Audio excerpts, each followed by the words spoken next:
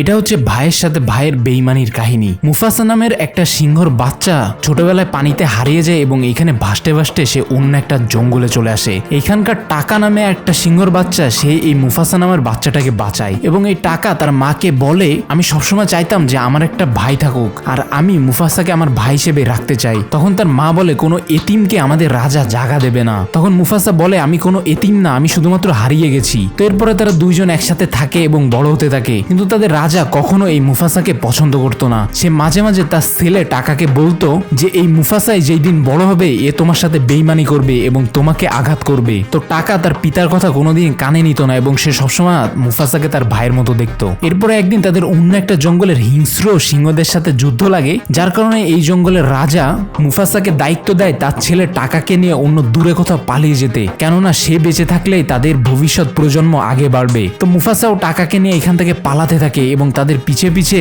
ওই হিংস্র সিংহের দলটাও সবসময় আসতে থাকে। এই পালাতে পালাতে এই জার্নির মাঝেই তাদের দেখা হয় একটা মেয়ে সিংহর সাথে, যেও তার দলের থেকে বিচ্ছিন্ন হয়ে গেছে। তো এই মেয়ে সিংহটাও তাদের দলের সাথে যুক্ত হয়ে যায় এবং এইখানে টাকা এই মেয়ে সিংহটাকে প্রথমবার দেখেই পছন্দ করে ফেলে। তো এই কারণে মুফাসাও সবসময় ওই মেয়ে সিংহটার সামনে টাকার প্রশংসা করতে থাকে যাতে সে টাকার উপরে ইমপ্রেস হয়। এবং তারা এই পথে যেতে যেতে কিছু প্রাণীর অ্যাটাক হয় এবং এই অ্যাটাকের ভিতরে খুবই বীর এবং সাহসিতা দেখিয়ে মুফাসা গিয়ে ওই মেয়ে সিংহটাকে উদ্ধার করে এবং তার প্রাণ বাঁচায়। কিন্তু এই মেয়ে সিংহটা যেহেতু এখানে অজ্ঞান হয়ে গেছিল, তার কারণে সে বুঝতেই পারে না তার প্রাণটা কে বাঁচিয়েছে। তো এই কারণে মুফাসা মিথ্যা কথা বলে দেয় যে টাকা তার জীবনটা বাঁচিয়েছে যাতে তার উপরে এই মেয়ে সিংহটা ইমপ্রেস হয়। কিন্তু কিছুদিন পরে এই মেয়ে সিংহটা বুঝে ফেলায় তার জীবন আসলে মুফাসাই বাঁচিয়েছিল। তার কারণে সে মুফাসার উপরে নিজে ইমপ্রেস হয়ে যায় এবং সে মুফাসাকে প্রপোজ করে তার সাথে থাকার জন্য। এটা দেখে টাকার মন অনেক ভেঙে যায় যে আমি যাকে পছন্দ করতাম তাকে আমার ভাই নিয়ে নিয়েছে। এমনকি ছোটবেলা থেকেই তার মা বেশি তাকে ভালোবাসার থেকে মুফাসাকে ভালোবাসতো।